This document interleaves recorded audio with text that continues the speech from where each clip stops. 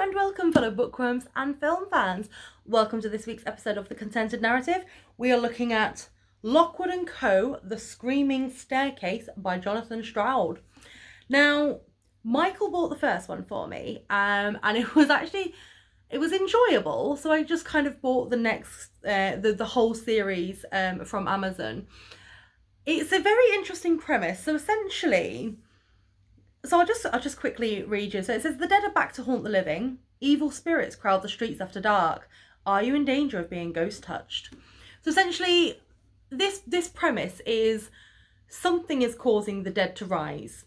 And not in the sort of like one-off, oh, I've seen a ghost at the end of a long corridor, kind of ghost. But full on, there are ghosts everywhere. There are different types of ghosts. There are apparitions. There are ones that can touch you and then kill you.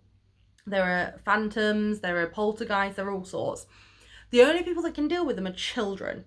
And I mean children. Like 11, like once you've hit like 15 and above almost, or 16 and above, that's it. You can't see them anymore. You can't sense it. But each child, like some children can sense things, like a sixth sense almost. And basically the whole thing is Lockwood & Co. is like a little business of like a 15-year-old or 14-year-old or whatever running this little business of like a couple of other people, and they go out and they try and help these and deal with these hauntings. And it's a really good premise because adults can't see the ghosts. They can't sense them. They don't know when they're near, so they don't know when they're going to get ghost touched. They they can't prepare for it. And it's really, I mean, it's not fantastic. It's not a, oh my god, this is an out of this world kind of book. It's just, it's enjoyable. Like much like Mortal Engines last week. It is enjoyable.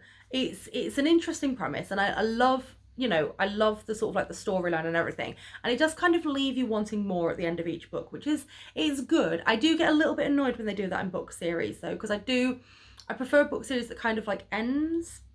But I can understand why they kind of continued, because they want you to buy the next book. And it worked. I bought all the books. I read them all, probably within like a couple of weeks.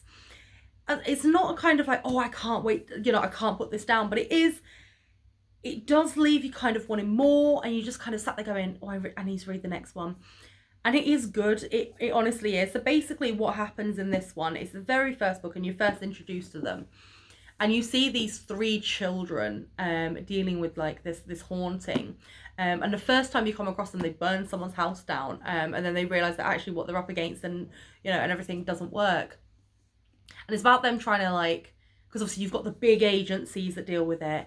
And the whole series kind of progresses as to them trying to find out what's causing it. Not just dealing with it, but trying to find out what's causing it. But it's so interesting because it's literally just like you sat there going, and you keep forgetting that they are children. And I keep stressing this point because they are literally like 11, 12, 13. Like they're not adults. And it's quite funny because whenever you see them interact with an adult, somehow the children have more power than the adult, because the children know that they can see things and sense things that this adult cannot.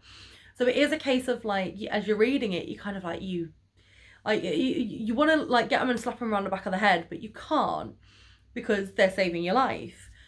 But it's very hard to pinpoint sort of like when it's set. Because at first I thought it was sort of like 20th century England. But sometimes the way they're like describing things, I think it might be earlier. But it is like they don't tend to have like mobile phones and stuff like that. So I can't really pinpoint the era that it's set in. But it is well written. And it is enjoyable. And to be fair, like Lockwood & Co., it's not something that I probably would have picked out, but as I said, Michael picked it out and I read it and I was like, actually, this isn't bad. It's not fantastic. It's not blow your mind, I can't put it down, but it's not bad. And it's, and if you're looking for something maybe to read with like a teenager, or even like a child as well, this is something that you could easily read with them, like monthly, chapterly, because it's not gore, it's not horror, it's got like a nice ghostliness to it, but it's not kind of like terrifying. So I would probably say, give it a go. I mean, it got a 3 out of 5 from me. I enjoyed it. I'll keep it on the bookshelf. I might even reread it in the future. I mean, I've got I don't know if you've been following me on Instagram or on Facebook, but I do keep buying loads of new books, like loads of new books. I keep increasing my list of books that I need to read. It's getting there. It's getting there. I'm slowly whittling it away. But yeah, it's just I would recommend this book. Just sort of like for a lazy afternoon kind of reading. Nothing too strenuous. You don't need to really think about it. There's no like adult things in there. It's literally just a case of 3 kids ghost hunting and putting themselves in a situation and burning down houses and dealing with it. So yeah, give it a go. It's just a yeah, that's all right kind of book. But obviously, if you agree or disagree with anything that I say, please do leave it below in the comments. Don't forget to click subscribe so you're alerted whenever any new videos come out. But until then, remember guys, to always keep it contento.